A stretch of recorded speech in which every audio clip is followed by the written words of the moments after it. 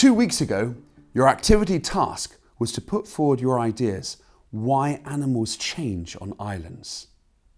Did you work out why certain animals and plants become really big on islands? This is known as island gigantism. Or why other animals and plants become really small on islands, which is known as island dwarfism? Well, the answer is a bit tricky, but let me explain. Well, there's many reasons why this happens.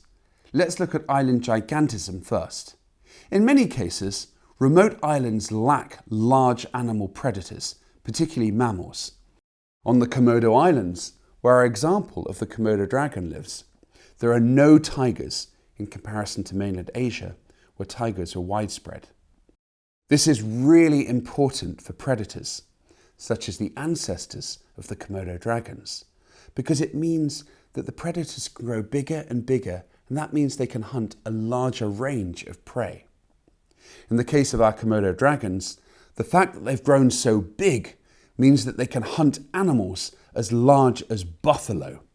On small islands, there often aren't as many large species of animals as on the continents, so being bigger in size means a much greater range of prey that the predators can eat.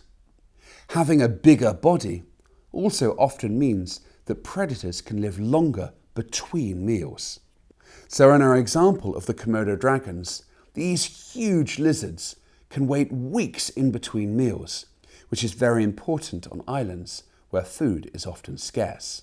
Similar evolutionary reasons explain why herbivores are often really large on islands too. Think of the Galapagos tortoises. These animals munch on leaves, so they don't need to evolve to become large to hunt other animals. But the second reason, the survival between meals, is very, very important. And this is especially so on dry islands such as the Galapagos archipelago. These huge tortoises can last weeks between drinks and meals. And on these drought-prone islands, that can be the difference between life and death. Smaller tortoises that can't survive so long would be wiped out, would live longer between their meals. So this goes some way to explaining why they've evolved to become so big. Now let's look at island dwarfism. Could you work out why the Brachysia chameleons have grown to be so small on the island of Madagascar? Well, on different islands, the exact opposite processes can take place.